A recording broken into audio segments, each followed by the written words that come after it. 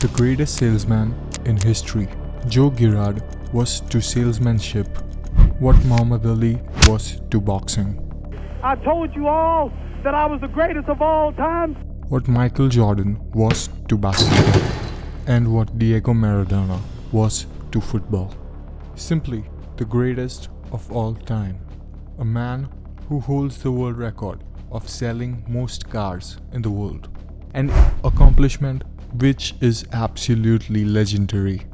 Imagine if you sold 6 cars in a day. Only then you would be able to equal this monster in car sales. On an average, a very experienced and high-performing salesman might sell around 15 to 20 cars per month, or sometimes even more. In this video, we are going to be breaking down the techniques, approach, and philosophy, and learn how to sell from the greatest salesman ever himself. Before you sell anything, the first thing you will have to do is to approach. Now, before you approach, there is something you must know, which is the key to selling. In his words, you don't close a sale, you open a relationship. If you want to build a long-term enterprise, you don't have to see yourself as someone who is a salesman. Instead, you will see yourself as someone who's here to build a trustworthy relationship. You are here to serve, not just make sales. Your role is to serve customer need above all. Prepare yourself mentally, entirely on what the customer needs. So basically, if you intend to sell something to a customer and you find out your customer desires for something else, you adapt to the customer's desires and become flexible. Your main goal is to make sure your customers leave satisfied with your services. You will have to show genuine care for people and not just profits. You are not just here to make commission. You are here to help people out. And to help people out, you will need to be sincere and honest. Honesty is not only good ethics, but it is also good business. Know that a customer could sense insincerity from a mile away.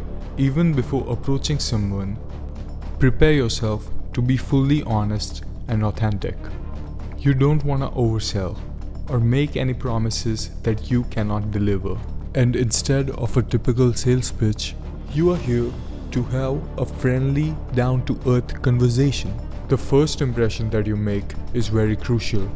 Create an atmosphere that is friendly, smile, and be enthusiastic. It shows people that you are happy to interact with them. Start your conversation with a warm greet. Something like, "Hi, how are you today?" Make sure you keep and maintain an eye contact. Eye contact helps establish trust, and it shows the customer that you are focused on them. It also signals that you are present and very interested in them. Don't jump into sales. Avoid diving straight into the sales talk. Instead, focus on making the customer feel at ease before even thinking about discussing business. Your goal should be to start a conversation like two friends talking casually. Mind your body language. It is the key to making a customer feel comfortable. Stand in a relaxed manner.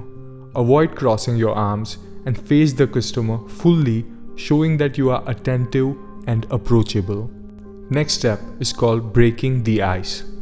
It is a technique which is simple but effective. It is something that you must do before diving into making a sales talk. You start with small talk.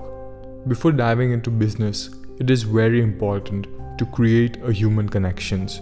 Start by finding a common ground. Start with a topic that is casual and which is something that anyone can relate to, like a local event or current happening. Ask open-ended questions. Instead of a yes or no question, you prefer questions that encourage the customer to share more about themselves. This invites them into a conversation and it allows you to learn more about their interests and their concerns. Something like, "What brings you in today?" or "What kind of car are you thinking about?" Be observant You will have to notice small details. Observe what the customer is wearing, what they are carrying, or who they are with. Use that as a mean to start a conversation. Something like, "That's a great jacket. Where did you get it from?" Or, "Your kid seems excited. Are they helping you pick out a new car?" Next thing, which is crucial, is listening and showing genuine interest. Listening is just as important as talking. Once the conversation starts, your next move is to actively listen and show genuine interest in what the customer has to say. Instead of thinking about the next thing to say, you would focus entirely on what the customer was saying. Truly listening to customer helps you understand their needs and concern. For example, "That's really interesting. So, you're looking for something that's great on fuel efficiency, right?" Ask follow-up questions. Based on what the customer is saying, ask follow-up questions to keep the conversation going and show that you are paying attention. This not only helps you gather valuable information, but it also deepens the rapport. For example, you mentioned that you are driving long distances. How important is comfort for you during those trips? Mirror the customer's tone and energy. Be a master of mirroring. Adjust your tone and energy that matches the customer's mood. If the customer is excited, you must be enthusiastic. If they are more well reserved, then you must be calm. This makes the customer feel as if you understood them, and it makes them more comfortable. Learn how to personalize a conversation. Every customer is different, so tailor every conversation to an individual. Don't use a standard sales pitch. Instead, personalize every interaction. Talk about their interest based on what the customer shares. Bring the conversation around to their personal interest. If they talk about their family, ask more about their kids or their lifestyle. If they mention a hobby or an interest, engage them with it. For example, I can imagine with kids, safety must be a priority. Are you looking for something with great safety features? Learn to show empathy. Empathize with the customer, especially if they express concerns or uncertainties. Empathy will help the customer feel understood, and it builds trust very quickly. For example, "I totally understand how stressful buying a new car can be. Let's take our time and make sure you find exactly what you need."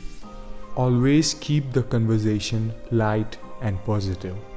Customers often come into sales situation with their guard up. They expect pressure and manipulation. To counter this, you must keep the conversation light, friendly, and positive. Make sure that the conversation flows naturally and let the customer dictate the pace. Your goal is to make the customer feel relaxed, so they must not feel like they are being sold to something. For example, let's just have a look at a few options and see what catches your eye. No pressure. Use humor if appropriate. If the situation allows, don't be afraid to inject some humor into conversations. Humor can break down barriers and make the customer feel more at ease.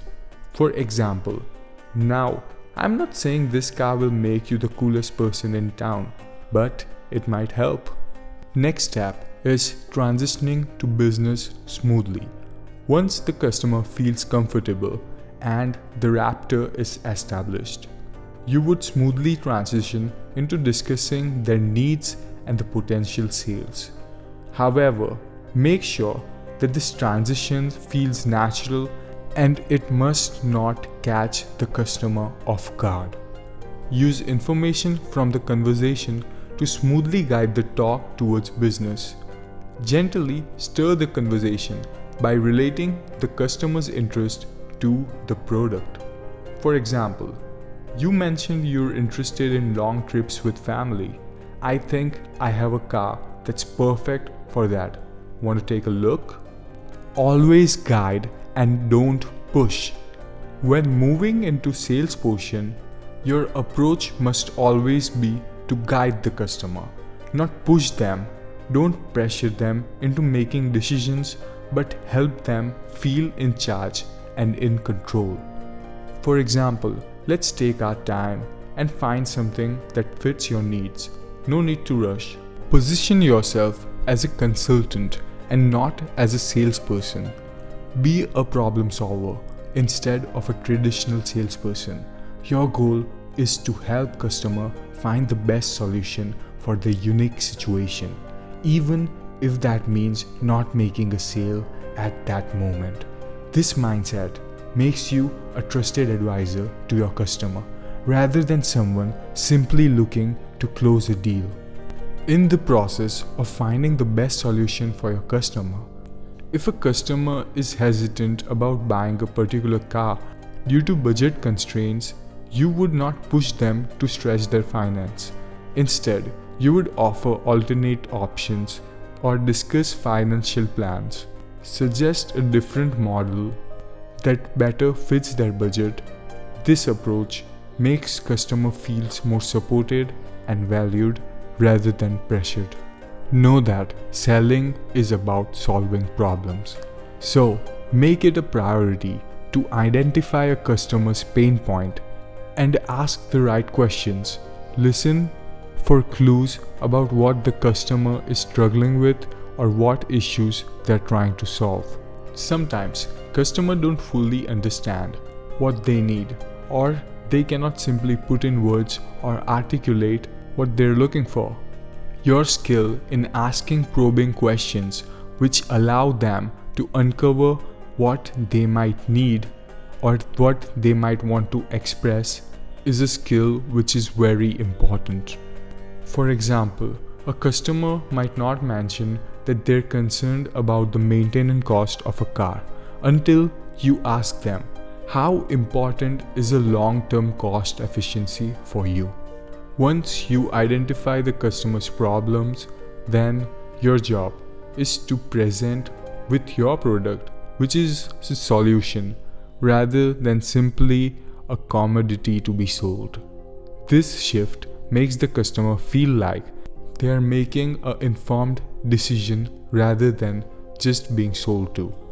For example, if a customer is concerned about fuel efficiency due to long daily roads, you don't just talk about the price of car. Instead, you would focus on how much money the customer would save over time by choosing a model which is more fuel effective. You shift the conversation to solving the problem of a high fuel cost, which in long term helps the customer finds a very good solution for what he's looking for. Add value beyond the product. Another key aspect of solution-focused approach is providing additional value beyond the product itself. Every customer should leave the interaction feeling like they've gained something valuable from the experience, whether or not they made a purchase. Offer knowledge and insight. You educate your customers, offering insights into the best practices for maintaining their car. Understand financial options, or even general advice on making large purchases. This kind of added value makes the customer feel like they are receiving expert guidance and not being just sold a product. For example, if a customer is unsure about the budget for a new car, you will provide some information on how to afford it, which can be adjusting down payment to get a better deal. This kind of assistance helps the customer see you as a partner in solving their financial concerns and not just a salesperson who is just looking to make a commission. Also remember, if you want to help a customer find the right solution, you have to be upfront about the pros and cons of each option. When a product isn't the right fit, you shouldn't be afraid to say so. This honesty builds trust. Customers should sense that you are not just trying to push them into a purchase. Instead, you are willing to guide them towards the best solution, even if it means recommending a cheaper or a different alternative. For example, if a customer is looking at an expensive luxury car but he expresses concerns about the maintenance cost, you will suggest a more budgeted friendly model with lower cost to maintain it. This level of transparency and honesty makes customer appreciate your advice, and it makes them feel more comfortable about making a decision. Provide all the necessary facts.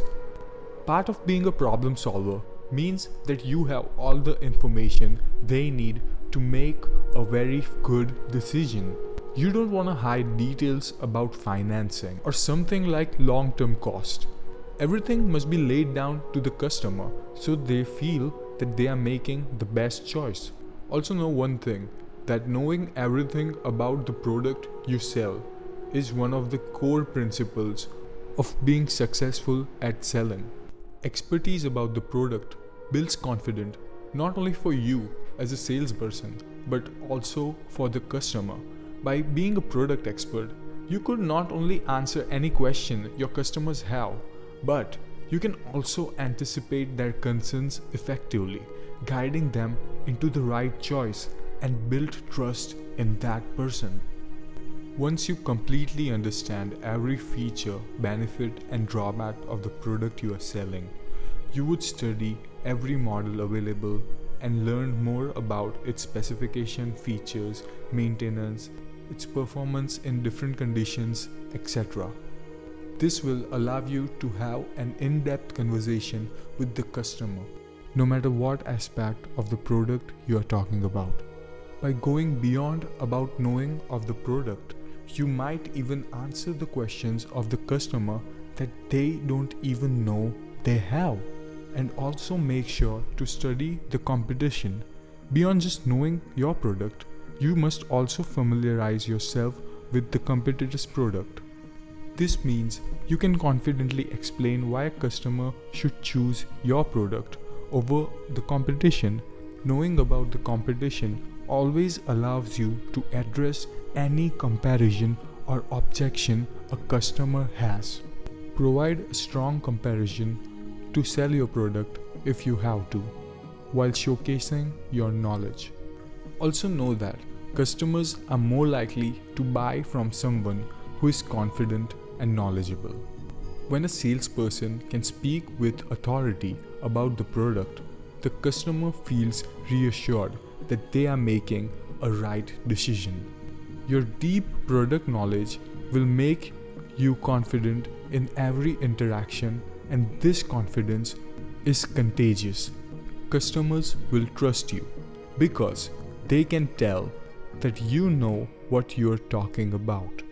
With this, you can even anticipate customers' concern even before they express them. Let me explain. If you know that a particular car model is known for having a higher maintenance cost, you would address that concern by explaining the benefits and cost-saving measures associated with that car. This approach will show the customers that you aren't hiding anything and that you truly understand their needs. Also, by knowing the product in and out, you will have the ability to personalize your sales pitch. You will give a personal solution to the personal problem that the customer is looking for. If he is looking for safety, you will talk about your car safety performance. If he is concerned about the cost of the fuel, you will show him a fuel cost effective model. Also, be good at explaining complex details in simple terms. Make sure that the customer feels more comfortable and less overwhelmed by the knowledge you have. Your goal is to make sure that the customer understands every aspect of their purchase, from features to warranties, so they can be prepared for ownership. A part of the positive buying experience is when a customer gets to understand the product fully. Another key part is that if you don't know something about the product, don't fake it. Instead, admit it and offer to find out. Pretending to know everything when you don't is a quick way to lose your credibility and trust. If a customer asks you a question and you don't have an answer, you would say something like, "I don't know the answer to it right now, but I'll find it out for you." This honesty helps build trust and shows that you are willing to go the extra mile. Also know that if the product you are selling has any drawbacks or limitations, don't try to hide them. Instead, be upfront and transparent about it and offer solutions or alternatives. This level of honesty and deep product knowledge is gonna help the customer make the best choice. Now let's talk about closing the sales. It is one of the most important steps in the sales process. Basically, the sale would naturally close if you built enough trust and provided the right solution and understood the customer's need. It will guide the customer to a decision. If you've done your job well in listening to the customer and building a relationship, closing the sale becomes natural. Your focus should be on trust, which you built through honesty, product knowledge, and sincerity. When customers trust you, they feel comfortable making a decision. When you assume a closing of the sale, instead of saying, "Would you like to buy the car?" instead say, "Let's get the paperwork started and I'll have you out of here in no time." This subtle shift in language guides the customer towards making a decision without making them feel pressured. Always handle objections with confidence. Objections are a part of the sales process, so never panic when customer expresses any concerns. Instead, use that opportunity to further understand the customer need. For example, if a customer hesitated because of the price, you would address their concern with empathy and offer solution like discussing a financial option or long-term value. Make a trial closing. A trial closing is something which will show you the readiness of whether the customer would like to buy the product before giving it a final push. It's a way to check in with the customer and make sure that they feel comfortable with that decision. For example, you ask the customer something like, "Does this car feel like the right fit for you, what you're looking for?" Or something like, "How do you feel about the pricing we discussed so far?" This type of questions help you understand whether the customer has any lingering objection on whether they're ready to proceed. Use the summary clause. It's like recapping all the benefits of the product based on what the customer had expressed were important to them. This technique reinforces the value of the product and helps the customer realize that it meets all their needs. For example, "So, we found a car that's within your budget, has the safety features you're looking for, and is fuel efficient for long-term commutes. Let's go ahead and finalize everything." Use the yes momentum. Basically, you build momentum with small agreements. Throughout the conversation, you ask questions that leads to small yeses, building positive momentum that makes it easier for the customer to agree to the final decision. For example, "Do you like the way it drives? Would this color work out for you?" "Great, so it seems like this car checks all boxes. Let's get started with the paperwork." Now let's talk about one of the most influential concepts in sales, the law of 250. On an average, people have around 250 people that they know personally. This came from the idea that if a person had a wedding or a funeral, there were around 250 people present. These 250 people represent the person's social network, including friend, family, colleagues, etc. By impressing one person, you effectively gain access to their network of 250 people. And by extending their extended network, this effect is multiplied. The key insight to learn from this is your relationship with one customer can impact hundreds of potential customers. When a customer has a positive experience with you, they are likely to tell others in their circle. This could be through direct reference or by word of mouth. And conversely, a negative experience can have the same effect in a negative manner. Word of mouth is very powerful. Satisfied customers talk, and even unhappy customers do. If you treat one customer poorly, it's not just one lost sale, it's potentially hundreds of lost sales, because that customer negative review will ripple through their social network. Referrals are very crucial to success. They are the lifeblood of any sales business. By keeping the law of 250 in mind, go above and beyond to ensure that each customer is not only satisfied but also so delighted that they would tell others. Every sale has the potential to turn into hundreds of future sales if handled correctly. You should focus on making every interaction a positive one so that customer would recommend you to a fellow family member or a friend. Every interaction with a customer, no matter how small, can have lasting effect on your business. Treating a customer poorly could cause not just that one sale, but many more. Therefore, it's important to treat every customer as if they are the most important person in the world, because to them they are. If you consistently treat every customer with respect and deliver great results, your reputation will grow not only through individual transactions, but also through the extended network of those you serve. Consistency in customer care builds a positive reputation that travels well beyond each customer's interaction. And knowing this mindset, it gives you something to adapt to a more broader and strategic view of the work you do. Instead of thinking about an individual sale, it pushes you to realize that each interaction has a far-reaching impact on your overall success. Even after the sale, building a long-term relationship is very crucial for your business. Don't just view your customers as a one-time transaction, but as individuals who could continue to provide value through repeat business and referrals. Use follow-ups to stay in the top of your mind of your customers.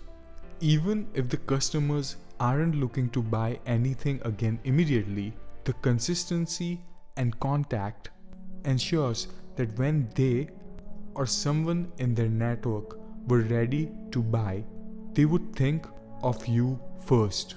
You must believe that out of sight is out of mind. Never let too much time pass without reconnecting with your customer. Just simply show appreciation by sending them handwritten notes. After every sale, you would simply write a handwritten thank you note to your customer that he genuinely appreciates their business. Handwritten notes also add a personal touch that makes the customer feel special and recognized. In an era of mass marketing, this kind of personal communication really stands out. Now let's talk about content in the notes. Keep the message short and simple, but sincere. Your goal is to leave a positive final impression that reinforces the idea that the customer has made the right choice in buying from you. These notes are a reminder of the positive experience that the customer had during the sale and also to strengthen your bond. For example, write something like, "Thank you so much for your business.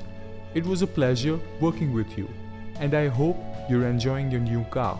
If you ever have any questions, don't hesitate to reach out. I'm here for you. Sincerely, your name." Send your customers birthday and holiday cards to greet them every year. These small gestures goes beyond sales, and it shows that you remembered and valued your customer as persons.